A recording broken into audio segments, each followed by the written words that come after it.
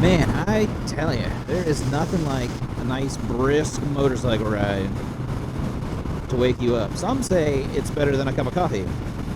Others say, what are you talking about? What's even nicer is a motorcycle ride on your Honda Shadow 750. And I know a lot of you diehard Harley guys just clicked off the video. But who are we kidding? Diehard Harley guys don't watch my stuff. They don't talk about Harleys.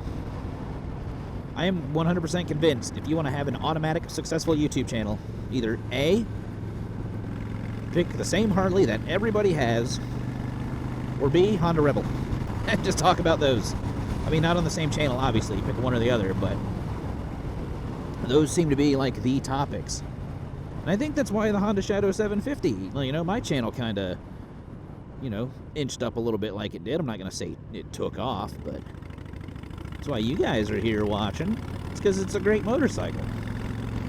And the key is it's a great beginner motorcycle, because I always notice, you know, in the springtime, you know, here in the northern hemisphere, I kind of get a little uptick of views, and I've noticed here in the past couple months it's kind of downswung a little bit. Part of that is because I have not been providing you guys with quality content.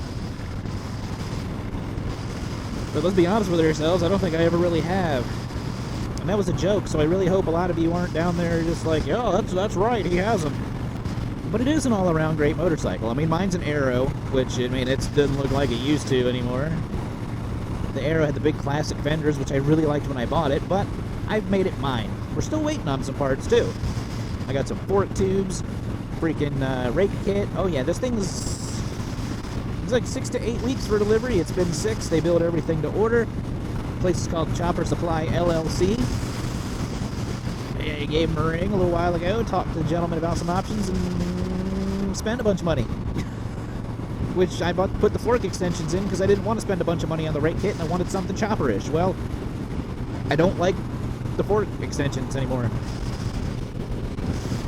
I mean, they're great for what they are. There's no adverse effects on the motorcycle other than the overflow of the tank sits back in there. I don't know if you can see it.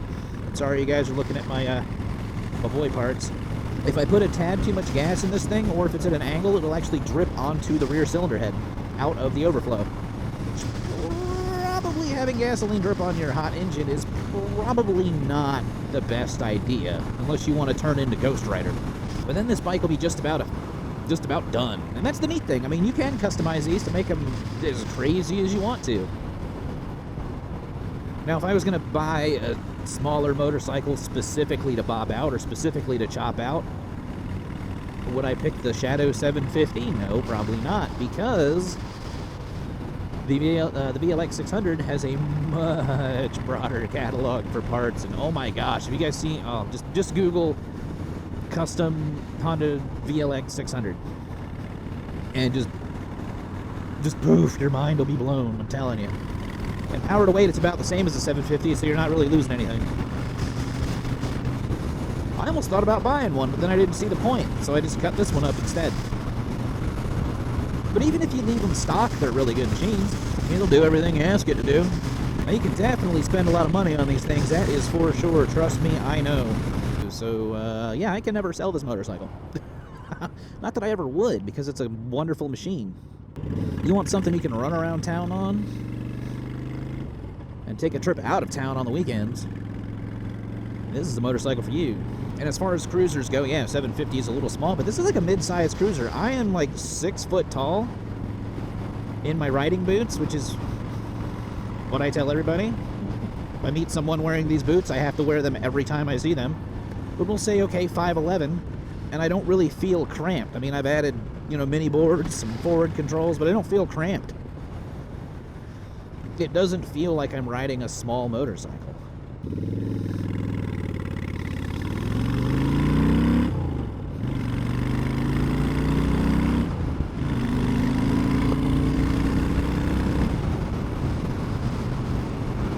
And as far as power, I mean, what more do you need than that? Unless you want to go, if you want to go 100 miles an hour, get a different motorcycle. I don't condone going 100 miles an hour on a motorcycle. I'm just saying I get it.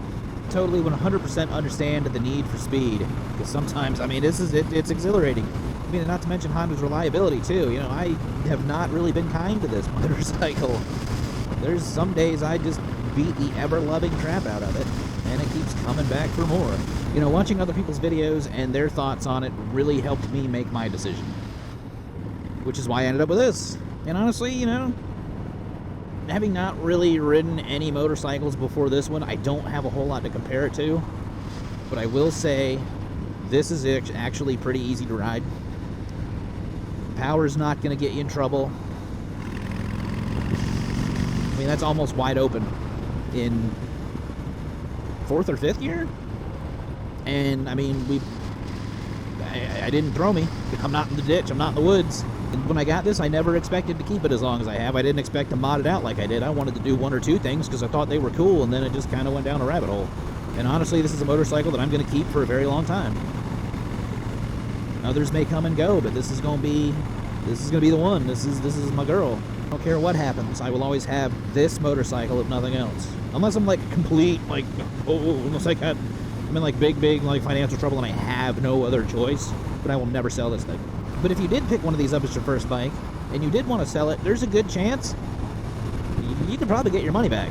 I mean, you could buy it, ride it for a year, and sell it probably for what you bought it for, if not slightly more. The thing is, though, you got to remember, is the Honda Shadow, they made a lot of them, like a lot.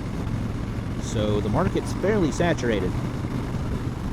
So don't buy one for $3,000 thinking you're going to sell it for 4 or 5, because that ain't going to happen. And if you put any mods on there, yeah, you're not probably going to get your resale value back. You're just basically limiting your customer base at that point. So I really like the Honda Shadow 750. Am I going to say it's the best motorcycle that ever motorcycled a motorcycle or something? No. I mean, it's a pretty good bike. I like it. If you're looking to buy your first motorcycle, or maybe you're looking to get back into riding, maybe it's been a while, you know, just at least test ride one. Because, hey, who knows? You might fall in love. I mean, that's kind of what happened to me, and kind of talked about it in, you know, this video right here. So, as always, y'all, be good. See ya.